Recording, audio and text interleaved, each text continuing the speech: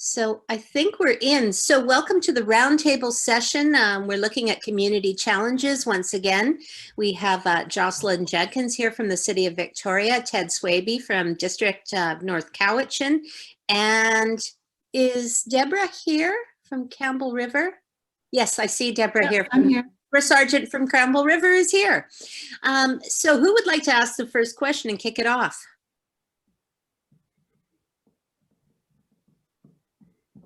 Somebody must. I think John has the best background, though. I'm voting him the best background.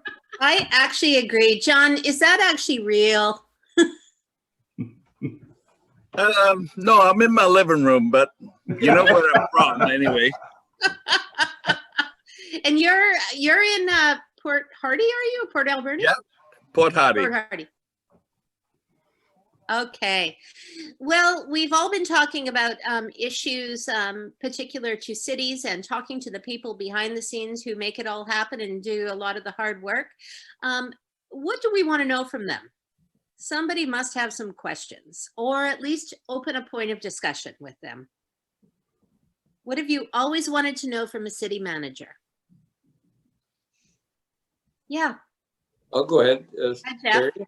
Yeah, so Jeff, or Mayor of North Saanich, I wasn't able to participate in the discussion earlier, so and I don't want to have everyone repeat what was discussed, but I'd be interested from the three panelists if there were a couple items that you thought that were raised during that session that there wasn't sufficient time to sort of address.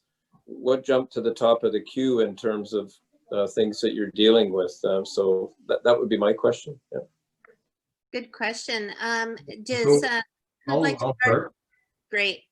And being a councillor, or were you a mayor? I'm not sure what you said, but one of the things I think that is a struggle is that we're behind the scenes trying to make staff safe, and we're dealing with a whole new world order, yet council's trying to advance their agendas.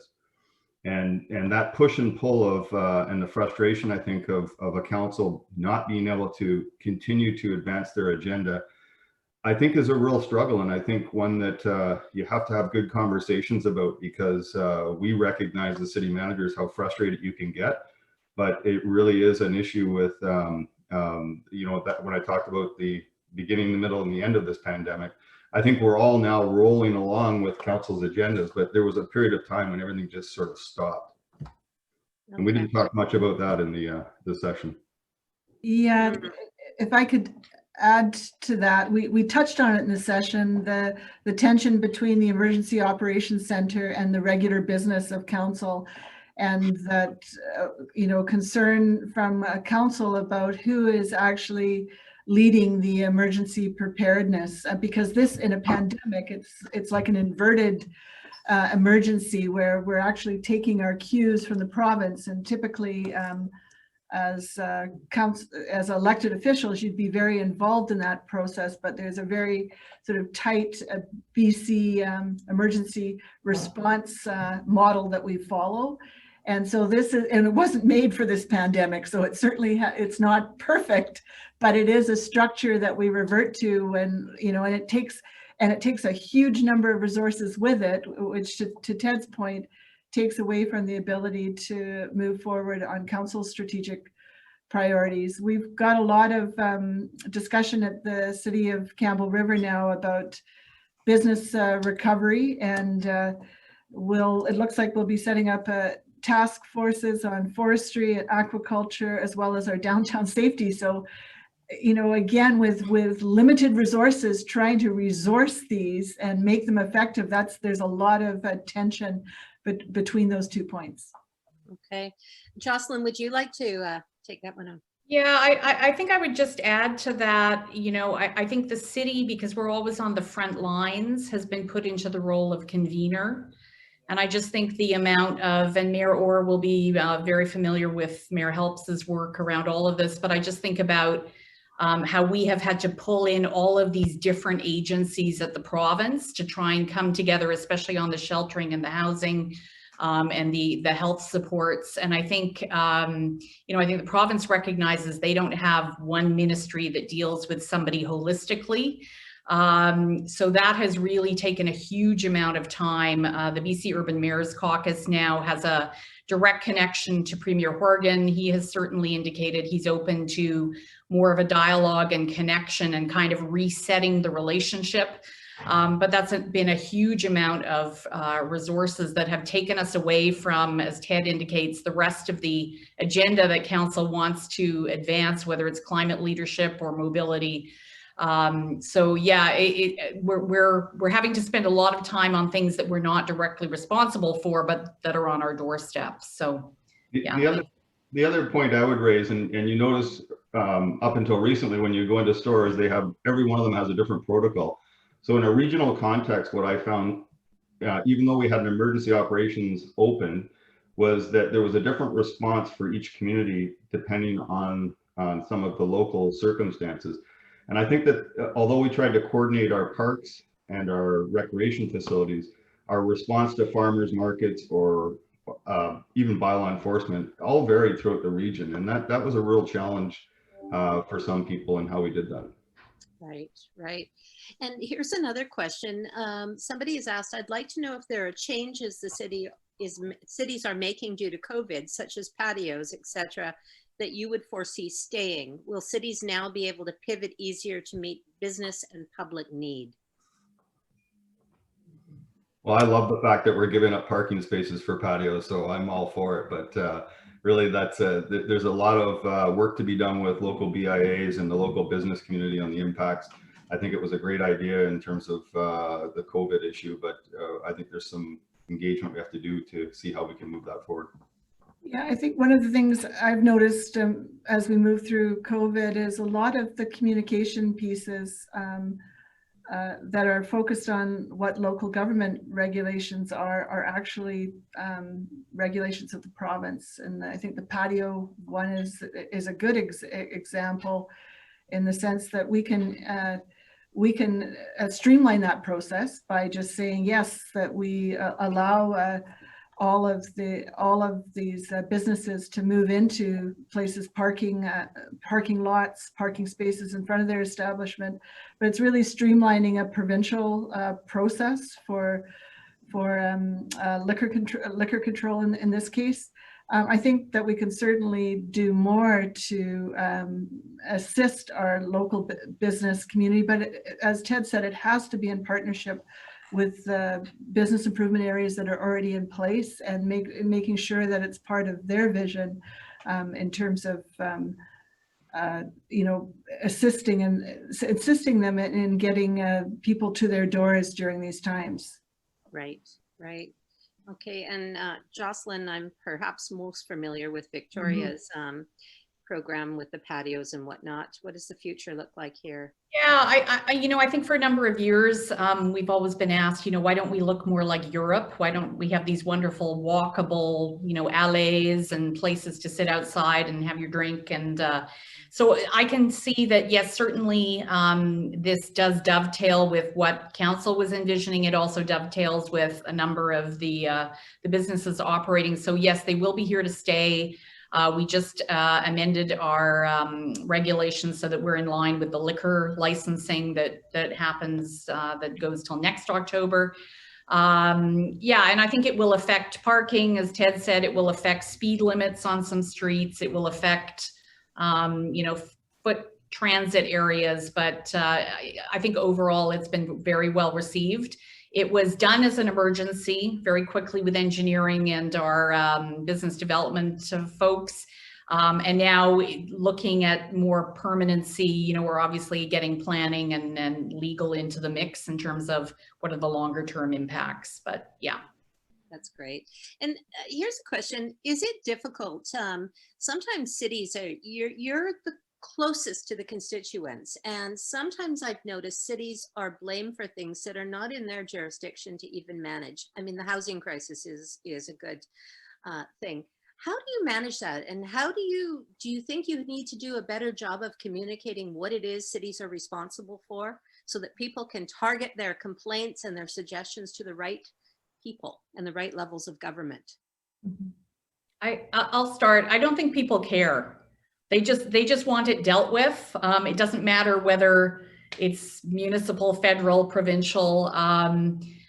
You know, I think that is why I think cities are very active and trying to deal with a lot of these issues, because we are on the front lines, and it has, you know, it does change the way that the city operates. But yeah, I think we do a good job of trying to engage our other levels of government if it's a bigger problem. But at the end of the day, people don't care. They just want it dealt with. Okay, interesting. Deborah? Absolutely correct. Yeah, I'm hearing from, so people want what they want. I would agree that people don't see the divisions of different levels of government. They want to see action at the community level, response, and a responsive local government. And as Jocelyn mentioned, that often means that we are the key group that brings the parties to the table to better understand and to deal with the issue. And I think that's the intent with our downtown safety task force, which is really focusing on a number of issues that, as you mentioned, care way broader than local government. Like we're not going to be able to stop homelessness by any initiative that the city does, but we can certainly look at strategies to reduce some of the impacts of the situation and some of the unfortunate circumstances that are arising in our downtown right now. So it's I think there's a real role, because that's the beauty of local government, is we are here in the community, and so of course people are going to be wanting action at the community level. And our council has just decided to establish a task force, because we have a number of things that we are working on in the community, long-term in housing, midterm, short-term. But then we also still have a number of issues that are occurring on the doorsteps of our business community every day that our council has said is unacceptable. And we need to look at all the tools in our toolbox and make sure that we have the right people on the task force to really address that. Okay. Ted, how's that for you in North Cowichan? Well, I think the example that Deb alluded to of homelessness is a good one, because mental health and addictions and housing the homelessness, it isn't a local government's traditional role, but the disorder that's created because of it on the business community and the adjacent neighborhoods, and it directly affects how we respond. And the other example I would provide is that when the province asked us to do bylaw enforcement to make sure that people are self-isolating, we had no tools to do anything about it. We'd show up, find out that they were or weren't self-isolating. We get calls from neighbors, and they were all angry at our bylaw officers, and we had threats to our bylaw officers, but there's nothing we could do about it. Our role was to go out there and say, yes, there's people here who are self-isolating, or they weren't self-isolating. And it was just that push and pull between whose responsibility. So the key factor is the partnerships and the relationships between the levels of government, and how you address these issues is always going to come down to how you respond. Okay. Any questions right now? No? Everybody's just happy to let us talk, as we will. Ah, yes, Rory, hi. Your microphone's off. Yeah, Rory? Hi there. Hi, Rory. Sorry, I've got a bad connection. You okay? Yeah, we can hear you. It's more about when we talk about the resiliency and the recovery effort, there's a little bit of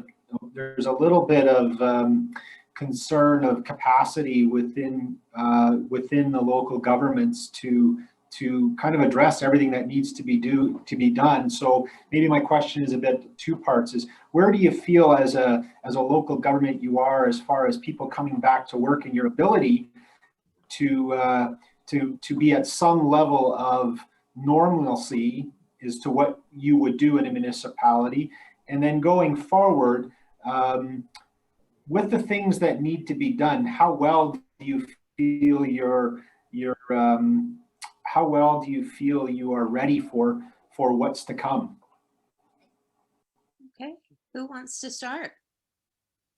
I'll start, Carrie. I think it's an excellent question, Rory, because it really focuses on how this pandemic is different than anything we've ever faced before. The level of uncertainty and trying to manage and plan through that uncertainty is, of course, extraordinarily difficult. And most people in times of trouble look to government to lead through a situation like this.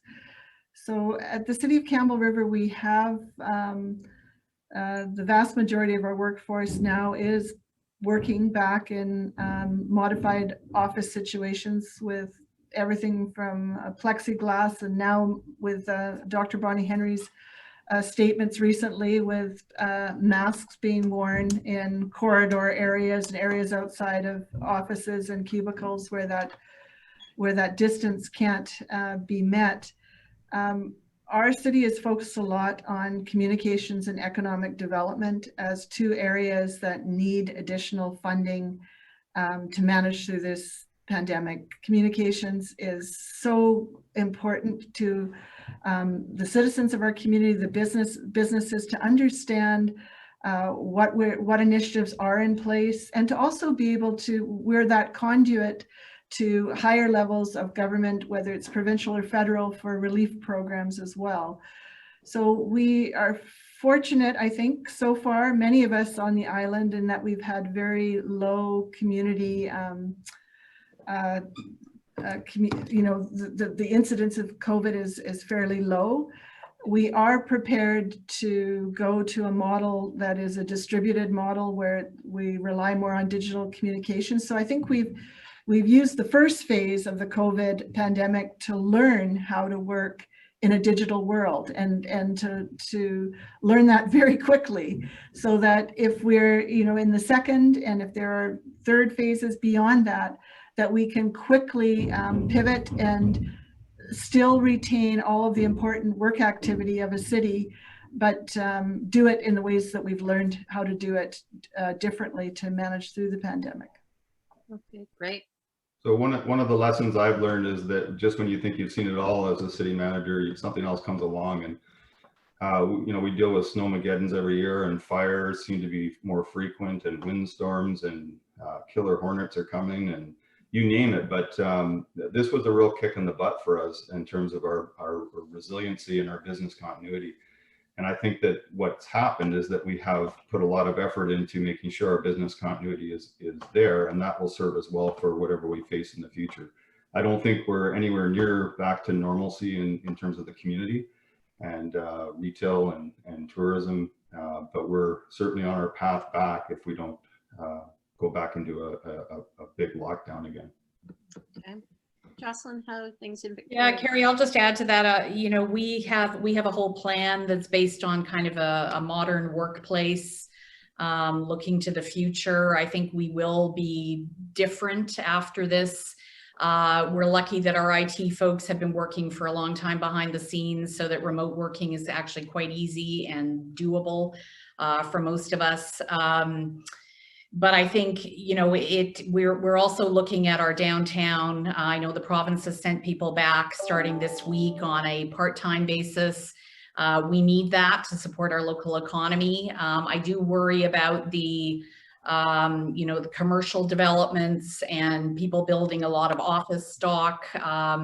When you have big companies like Google saying, no, we're never sending people back into the office. So I think there's a lot to come in terms of what the next couple of years are going to look like. But I think we will look differently. I think there's a flexibility for some of our workforce. Almost half of our workforce are newer than, they've only come in the last 5 years, and they're younger. They've got young families. So I think there are some benefits to all of this, but yeah, it's been a huge test of everything, people and technology and all of that.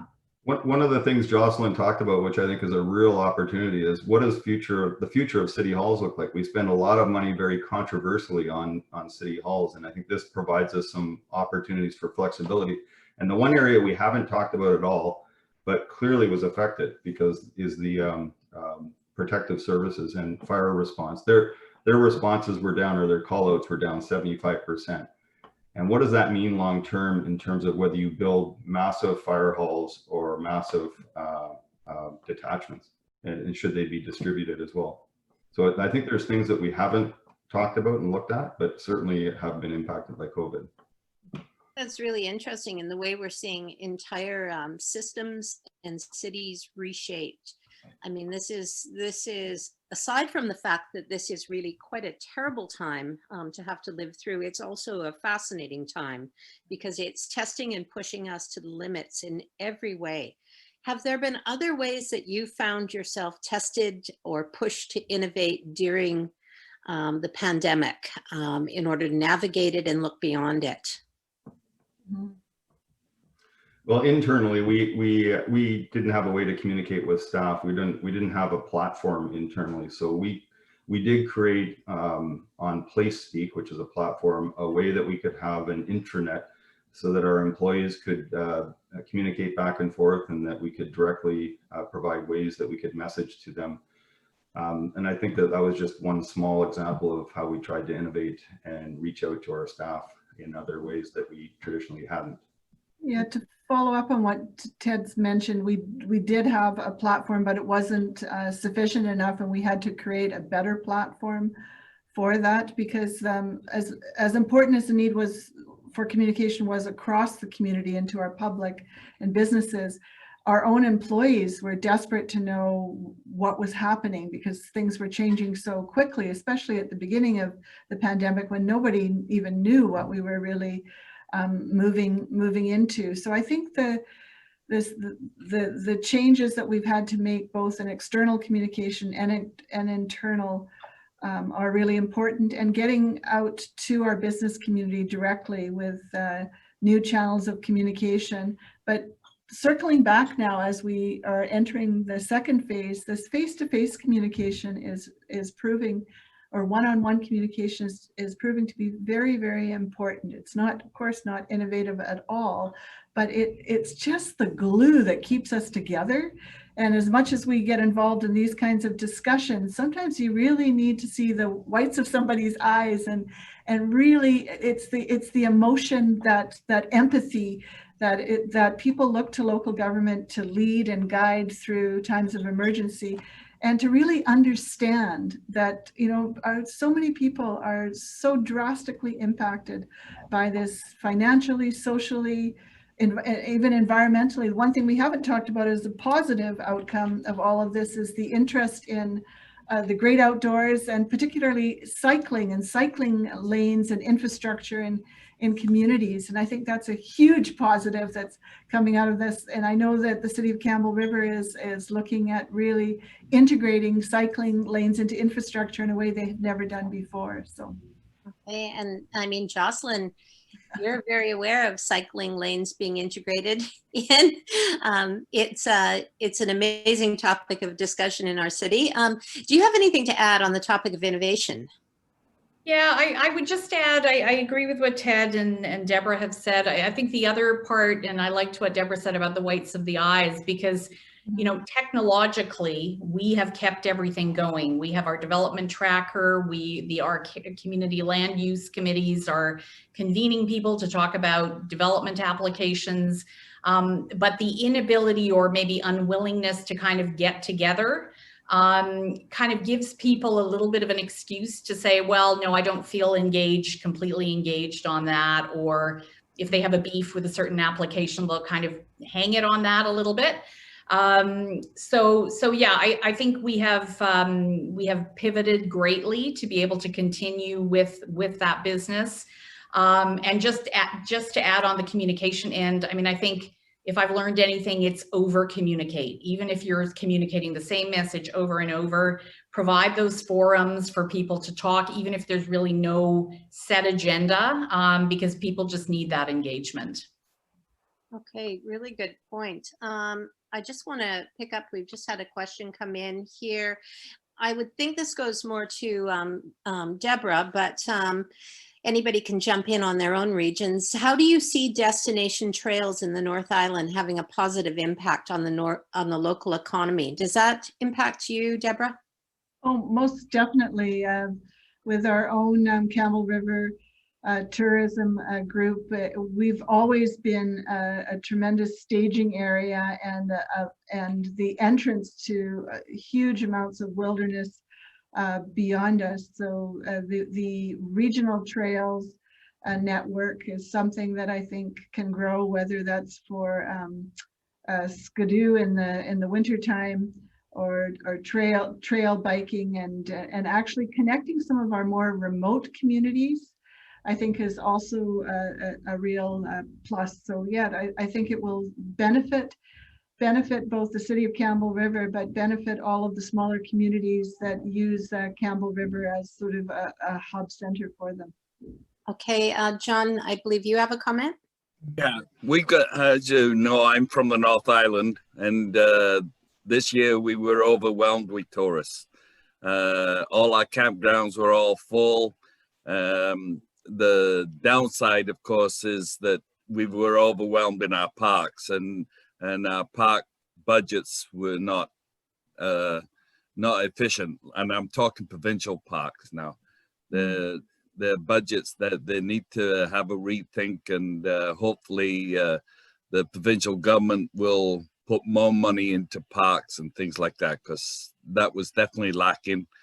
We noticed it in the litter that was around, and also the washrooms and things like that.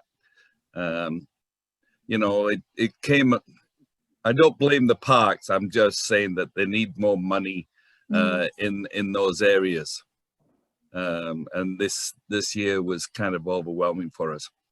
Yeah, it's interesting how everything is shifted, and I noticed there's been an initiative to try and attract snowbirds to the island, and that has been met with very mixed reactions. I don't know if any of you have reactions as city managers to that. Are you preparing in your community for this? Or are you supportive of it? I think typically we do, all municipalities on Vancouver Island already see a number of people that overwinter on the island for whether it's months at a time or for the whole winter. And I would agree that a lot of our more remote campsites, whether they're BC Forest campsites, just anecdotally, they were heavily populated with our local community this summer. So I'm not sure how much, and we do have a number of people and a number of recreation sites across Campbell River that are typically fairly full already during the winter months. So I think that might be challenging to invite more. Okay. Here's a question. I'm going to try and get through these last few questions. I'm wondering if there's been any further dialogue, this person asks, in island communities on the reallocating or future use of railroad and rail tracks properties. Any thoughts on that? Maybe I'll start. I'll certainly there's always been a push from the Island Corridor Foundation to kind of integrate that into the mobility and transportation here. I know that our transportation staff are engaging in conversations. I don't think there's any big deliverable at this point, but recognizing that communities are looking to this for an additional mode of transportation, but I don't think there's any quick answers around that. Okay. Ted or Deborah, any thoughts on rail? Hasn't reared its head during pandemic for us. Okay. And it hasn't been a topic of conversation for us either. Okay, that's fascinating. I'm going to give you, can we just do a very quick lightning round for this last question? And it's a big one, so I'm sorry to ask it last. What measures, if any, are being taken to forward plans or otherwise assist theater and events facilities and other tourism-related cultural groups and stakeholders? Anybody want to take that quickly? Maybe I'll just jump in. We have various grant streams at the City of Victoria, and we have allocated additional money to be kind of COVID resilience activity related. So certainly we're trying to keep our arts and culture sector alive until we can come back and convene and have all the festivals back and all of that. Okay, great. Yeah, same with us. We're just paying attention to the doctor's orders, and we're trying to work with the various groups to see when we can reopen many of the venues. Okay. Yeah, I think we very similarly, we have grants programs that are available to support And, you know, as issues arise, we do try and address them. Okay. Well, you know, I want to thank Jocelyn, Ted, and Deborah all for being here and for your openness and for giving us insight behind the scenes at City Halls. Thank you to all of the participants who dropped in to participate in the roundtables and to the VIEA conference overall. It's been a great conference. I want to thank you all for being here, and we'll see you next year. Take care. Thank you, Carrie. Bye.